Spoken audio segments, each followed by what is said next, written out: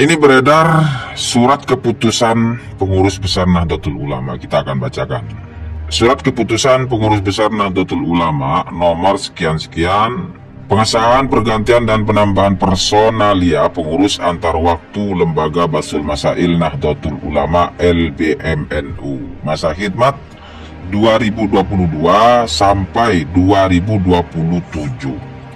Pengurus besar Nahdlatul Ulama menimbang, mengingat, memperhatikan, dengan senantiasa bertakwa kepada Allah Subhanahu wa Ta'ala, seraya memohon taufik dan hidayahnya, memutuskan, menetapkan, pertama, memperbarui susunan pengurus Lembaga Basul Masail Nahdlatul Ulama LBMNU, sisa masa khidmat 2022-2027 sebagaimana terlampir, dan menyatakan surat keputusan pengurus besar Nahdlatul Ulama nomor 31-A-2.04-03-2022 tanggal 20 Syakban bla bla bla, tentang pengesahan pengurus Lembaga Basul Masail Nahdlatul Ulama masa khidmat 2022 sampai 2027 tidak berlaku lagi. Ini memutuskannya.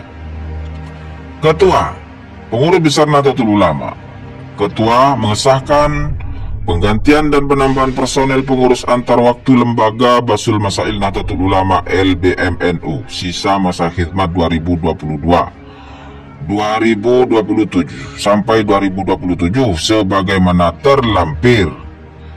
Ketiga, mengamanatkan kepada nama-nama sebagai dimaksud dalam lampiran surat keputusan ini untuk melaksanakan tugas sebagai personalia pengurus Lembaga Basul Masail Nahdlatul Ulama (LBMNU), sisa masa khidmat 2022 sampai 2027 dengan keharusan untuk senantiasa berpedoman kepada anggaran dasar dan anggaran rumah tangga Nahdlatul Ulama dan peraturan-peraturan yang ditetapkan dalam permusyawaratan pengurus besar Nahdlatul Ulama, petunjuk pengurus besar Nahdlatul Ulama, serta berkewajiban untuk menyampaikan laporan secara berkala atas pelaksanaan tugas kepengurusan kepada pengurus besar Nahdlatul Ulama.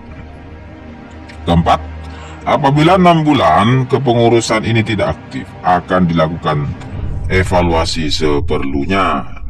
Kelima, surat keputusan ini mulai berlaku sejak tanggal ditetapkan. Apabila dalam penetapan terdapat perubahan dan atau kekeliruan, surat keputusan ini akan ditinjau kembali sebagaimana mestinya. Nah, kita lihat ya pengurus barunya itu siapa saja. Komposisi personalia pengurus antar waktu. Nah ya, Ketua Kiai Haji Mahbub Ma'afi, Wakil Kiai Haji Najib Bukhari, Wakil Ketua Imam Nakhai, Sekretaris Nyai Haja Alai Najib, Wakil Sekretaris Hafidh Kurniawan, anggota, ini anggotanya ya, kita lihat Kiai Haji Ma'ruf Khazin, Dr. Kiai Abdul Jalil, Kiai Haji Mahfud Abdul Hamid, Kiai Haji Madib Mujib, Kiai Haji Darul Aska, Kiai Haji Abu Bakar bin Yahya, Idrus Mas'ud, Dr. Iffah Umiyati Ismail, Nyai Hajah Atikah Anwar Iskandar, Ahmad Khalili Khalil GML, Irwan Masduki, Anik Nawawi MA, Kiai Haji Muhammad Taufik Damas, Muhammad Sofi Mustafa Akil, Kiai Haji R. Zidni Iman, Kiai Haji Khairul Anwar, Dr. Abdul Ghaffar Husnan SPD ISH MH, Nyai Hajah Nawal Nur Arafah Ubaidillah Yasin, Kiai Haji Ahmad Yazid Fattah, Kiai Haji Ahmad Zubaidi, Kiai Haji Ahmad Darami, Kiai Haji Abdul Muiz, Dr. Haji Agus Nil Mada Azmi, Dr. Haji Ahmad Asin Tohari. Ini di sini nggak ada tertera nama Kiai Imad sebagai pengurus yang baru. Telah kita simak bersama-sama, ini ada satu konten yang membicarakan masalah ada pergantian pengurus dan penambahan juga perombakan di Lembaga Basul Masail PBNU. Setelah saya perhatikan di sini ada satu nama yang tidak terdaftar lagi, di mana ketika awal dibentuk atau diangkat itu periode 2022 sampai 2027 ada nama Kiai Haji Imaduddin. Lalu di tengah jalan, yaitu di 2024 akhir ya, anggap sudah berjalan separuh lah gitu ya, ternyata ada perubahan.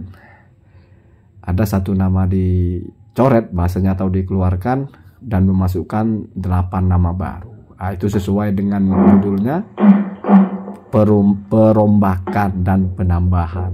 Jadi dirombak itu maksudnya ada yang dirubah, namanya dikeluarkan, kemudian ditambah. Lalu oleh beberapa orang ini dianggap ya mungkin tidak tepat atau tidak etis karena dipecat tidak diberitahu orangnya atau bagaimana.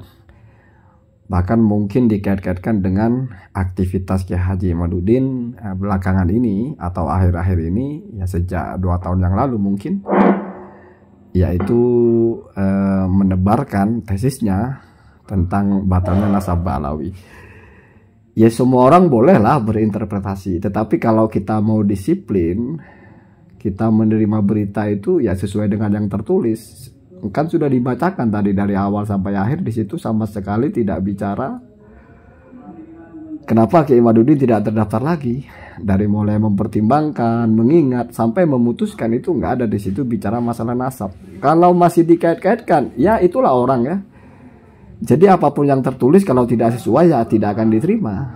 Nah, udah jelas-jelas di situ nggak menulis Kiai Imaduddin dikeluarkan karena membatalkan nasabah alawi, tetapi akan muncul opini itu, akan muncul narasi itu. Oh, gara-gara itu jangan-jangan PBNU sudah jadi budak Balawi atau apa.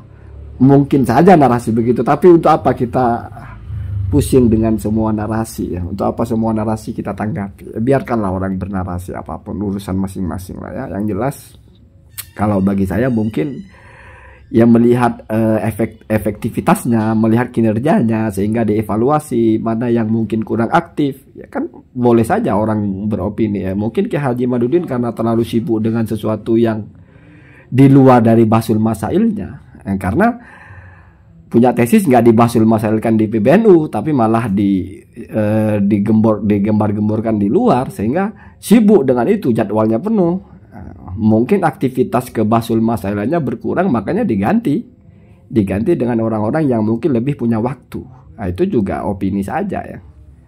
Ya silahkan orang beropini, ya silahkan orang berprasangka apapun.